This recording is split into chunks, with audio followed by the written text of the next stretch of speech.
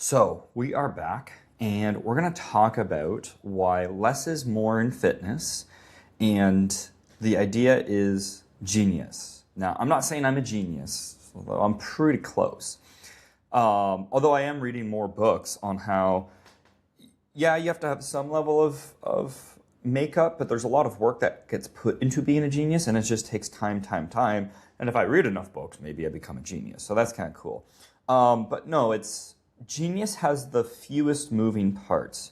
I heard that when listening to a podcast on entrepreneurship and someone creating systems, and they were trying to streamline it, which just means, well, let's simplify it so there's less moving parts, and makes things much easier. And I've heard many different aspects of it too. And again, if you're a regular listener of the podcast, you will see how I'm obsessed with the idea of simplicity. When I first became a trainer, I was trying to justify how expensive I was. And I didn't set these prices. I was a trainer at Good Life Fitness. Because I had a degree in kin, I naturally was at the next slightly above entry-level tier. So I was making about $27 an hour. But Good Life made me charge, on average, it was about $70. There were certain packages that would be slightly less or slightly more. But it came out to be about $70 an hour, which is expensive, right? Especially if someone's seeing you twice a week, 3 times a week for personal training. And so I felt like I needed to justify the cost of, what I would normally have charged. And the problem with that is I was making overcomplicated programs. I felt like I had imposter syndrome. I'm 23 at the time. Right now I'm 31. And so because of all of that, I was overcomplicating things. And that actually got clients less results, right? Trying to justify my worth. And it's a common thing I see in other trainers still. And I'm 8 years into it. Most trainers I know, even if they're not newbies, they still overcomplicate things. I love to give this test to new trainers when I train them at Temple Fitness. And it's, okay, you have one piece of equipment. I just say it's like a 20, 25 pound dumbbell. That's all I say that they have. You got one. And you need to come up with a program for a client who has 30 minutes. They're new-ish. They used to work out way back. They haven't worked out in like 10 plus years. They're about 40 years old. That's like a standard avatar of the average person. No major injuries. Come up with one workout. And I'm always interested to see what people come up with. And it's always something that's way more high intense than what the person would need. It's always way more exercises than what the person needs. And I'm like, all right, cool. And I explain I get them to, we're in a circle, I get them to each explain it to me. They're all different, but they're all in the same general, okay, that's a lot. That's actually kind of complicated for that person. They're like, well, we can do a squat to a press, and then we can do a row to a kickback, or we can do circuit style, and it's like so much work. I'm like, okay, cool. The fewest moving parts for someone like this is 3 exercises. You get them to basically do a lunge. 20 pounds while holding it, that's moderate. Focus on tempo. Focus on 3 sets of 6 with good tempo. And good tempo is like a 4-second negative, 3-second negative with a pause. 3 sets of that. And then it's going to be some kind of dumbbell row. And then it's going to be either a shoulder press, single arm overhead carry, if you have a bench, right? Things like that, but you don't have that equipment. And I'm like, yeah, that's full body, right? You literally just, your lunge and your row, that alone is going to hit most of the muscles in the body. And that's 2 movements. Has the fewest moving parts, and it's going to get you the best return. And so I think that's what I'm really obsessed about. So, is the key to fitness doing more or less to get the same results? Well, it's probably doing less, right? If you do less to get the same results compared to doing more, but getting the same results, you're kind of spinning your tires in mud, right? You're a hamster on the wheel. And that's how I felt when I was coaching at F45, especially a lot of the cardio classes and even some of the quote unquote hybrid classes. It was movement just for the sake of movement. There's no rhyme, there's no reason. And that was one of my biggest critiques. And every time I went in, like, my soul just died just a little bit. And so when I write programs, again, I always try to take that in consideration. What's the simplest that we can do? Of course, it will start to become more complicated, but you want it to be simple to start. So again, I've been obsessed with the idea of simplicity. So Napoleon's chess analogy. I love learning about strategy, just saying that. I finished, again, if you're listening to the show, you hear me reference this stuff a lot. Robert Greene, really great book, 33 Strategies of War. I believe it was that one, but he's referred to Napoleon a couple times in his books. And so Napoleon has a chess analogy. It's the best players use the fewest amount of moves to achieve checkmate, right? And Napoleon, right, we all would agree that he was a brilliant tactician. He admired the simplicity in strategy, and chess would be a good example of that, right? A lot of people are moving chess pieces not knowing how to set things up. And yeah, it does take a genius to play chess. It's actually a really simple game. People don't understand it because of the beauty of the simplicity creates this unique strategy. And it's pattern recognition. But it's actually a really simple game. I don't even remember learning how to play it. I just knew how to play it. And it's probably because I learned it at such a young age. I remember playing against my uncle, my papa, my mom, my dad. And at a very early age, I was weirdly good at it, where I was like kicking butt against the adults. And so my mom actually ended up putting me in chess school. I didn't stick with it for a crazy amount of period of time. I graduated the chess school, and I think there was like graduation programs. I think I was in grade 6 or grade 7. I probably thought it was a little too nerdy to continue, but my love for strategy has always been there.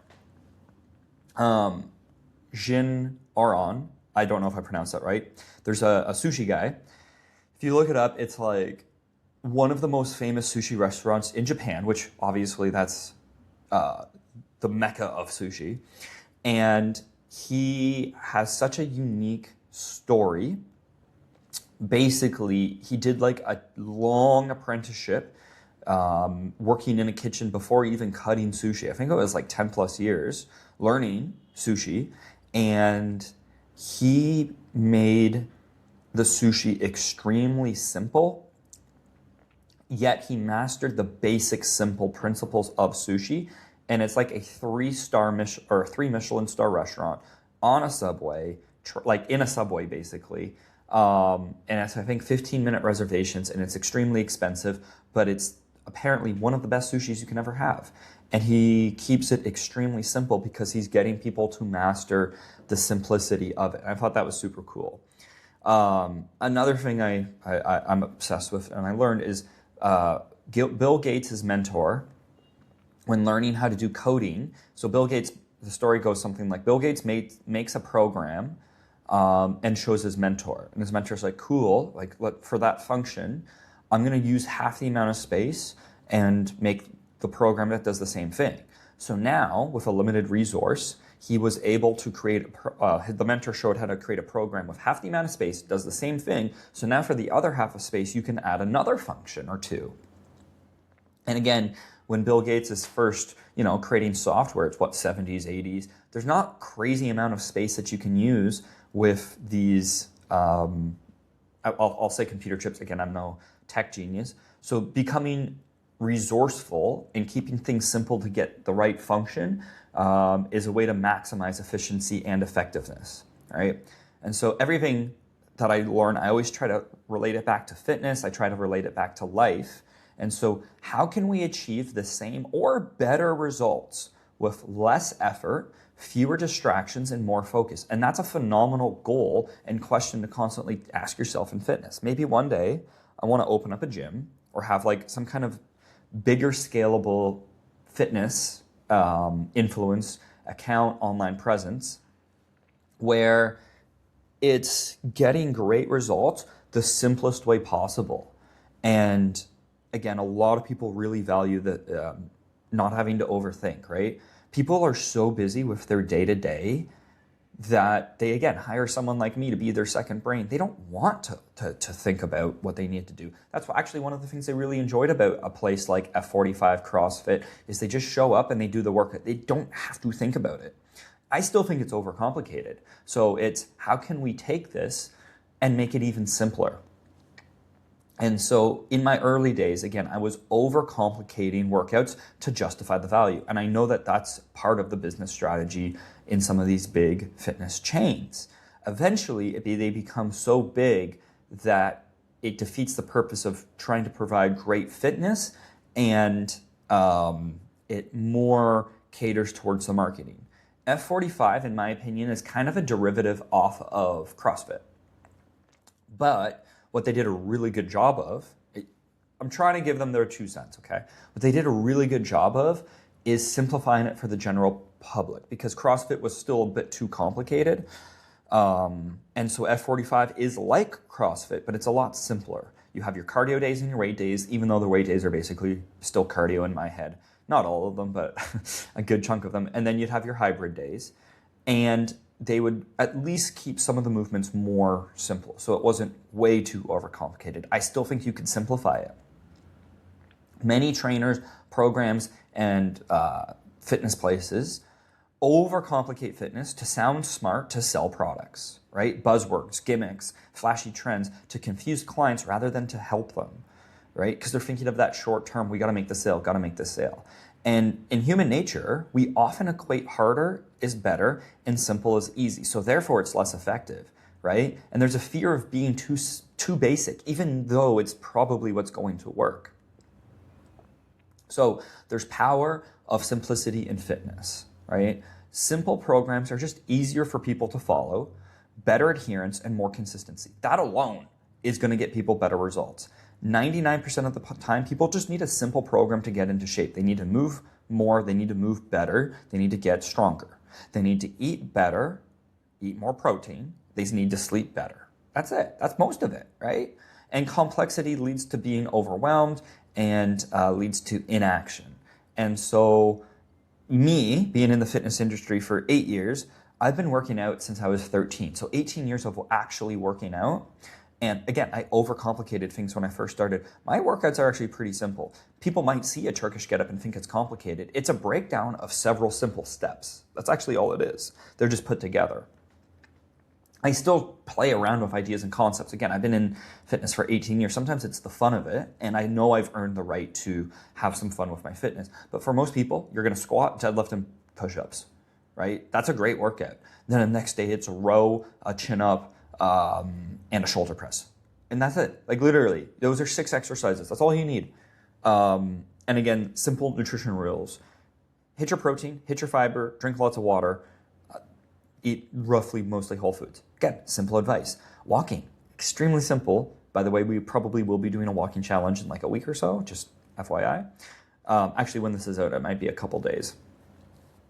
And so, again, it's a simple thing done right. So applying simplicity as a trainer, right? Just focus on the fundamentals. What's the simplest program that they can actually follow? What are the simplest exercises they can perform with great form and technique? And then we challenge them a little bit more. Then we challenge a little bit more, right? Avoid overloading them with information and unnecessary exercises, right? We don't need to add junk volume. We don't need to make things hard just for the sake of making things hard right now, right? Stop trying to impress other trainers. Focus on results and not complexity. Right? Use simplicity as a competitive advantage, right? Make the best trainers, the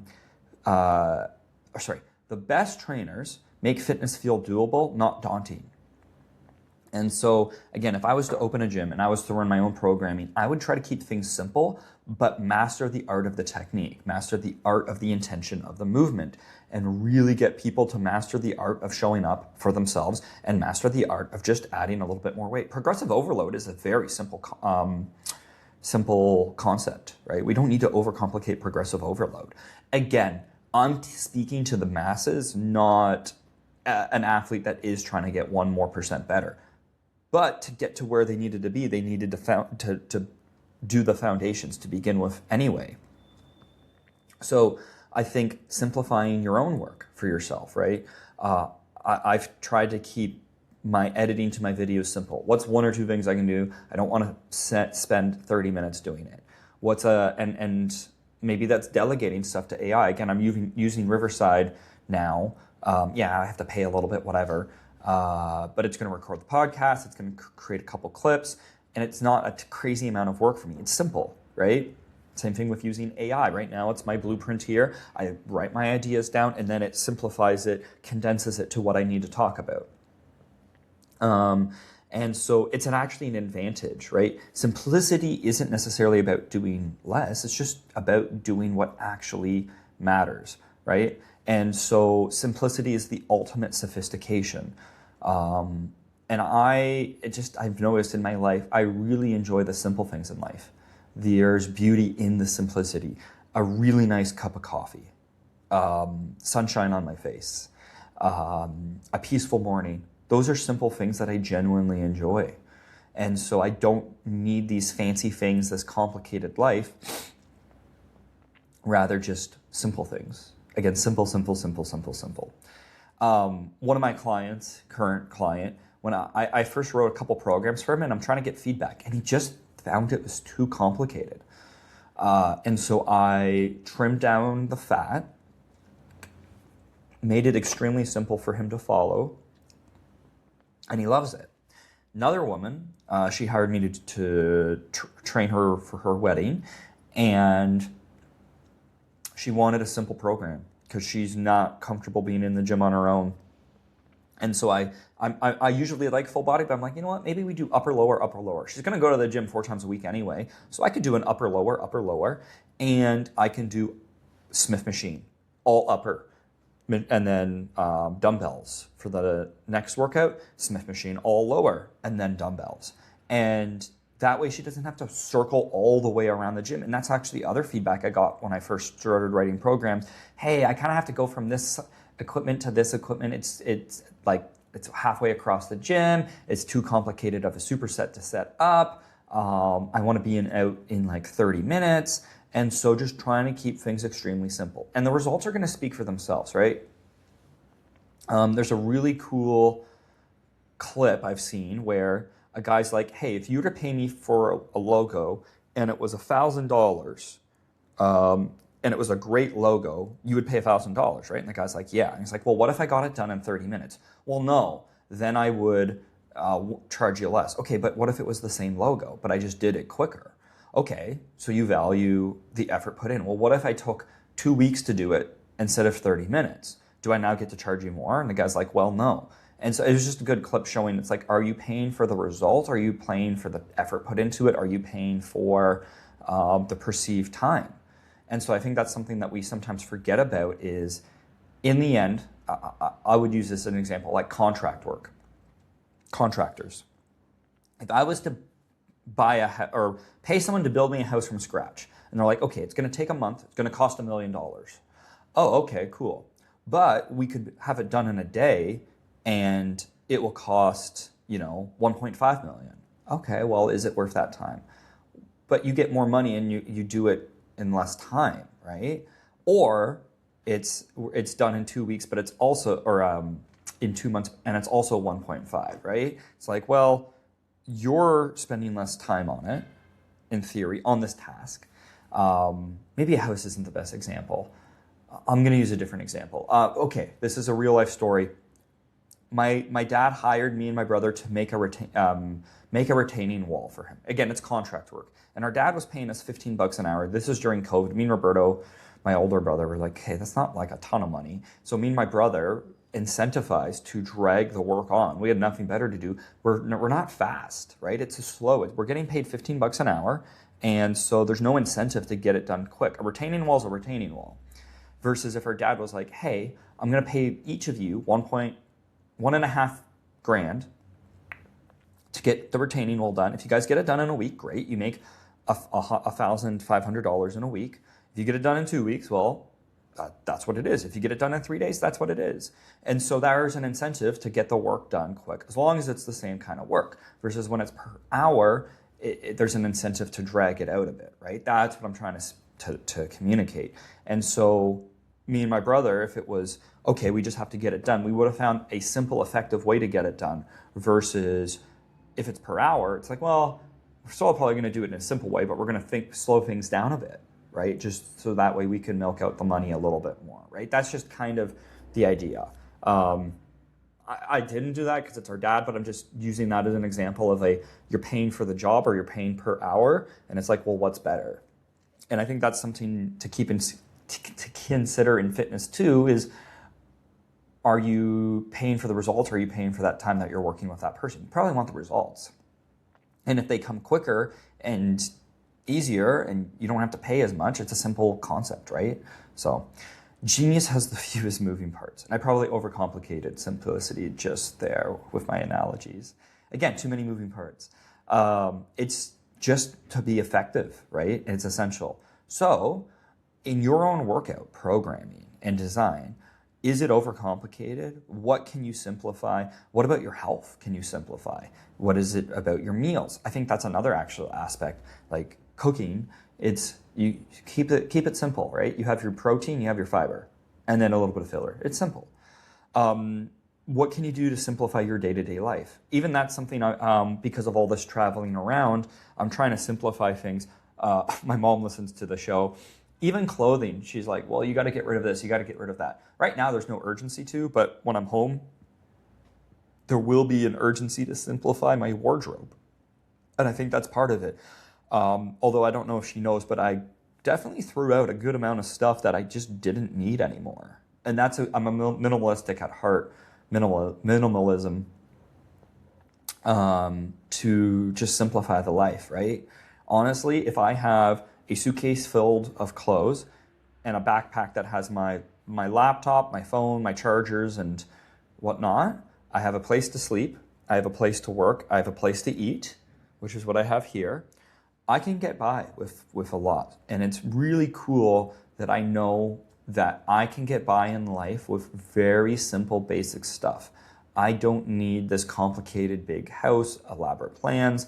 It's sometimes nice to have, but it's not a need. I'm not trying to pick on my dad here, but I think that's one big distinction between me and my dad. I haven't talked about him a lot on the show. He really likes the bougie stuff, is what I would say. It's not always the simple things that he enjoys. Sometimes I swear he enjoys things just because it's expensive. It's a flex. And I don't think I have that in my body at all. Yeah, it's nice if I was to go on a trip with him. Like this is something that 2 years ago when I was in Argentina with him, it's like, yeah, I went to a nice restaurant. He paid for it. I just wouldn't go to a nice restaurant because it's almost the same kind of food as like half the price with 90% of the taste. But he wants that extra 10%. So anyway, I'll end it there. You guys should tune into me on YouTube, on Spotify. I'm on Instagram, ThickNick1. I would love it if you guys were able to share, give me feedback. I am trying to grow this. It's a work in progress. So cheers. I just raised my coffee to you. Bye.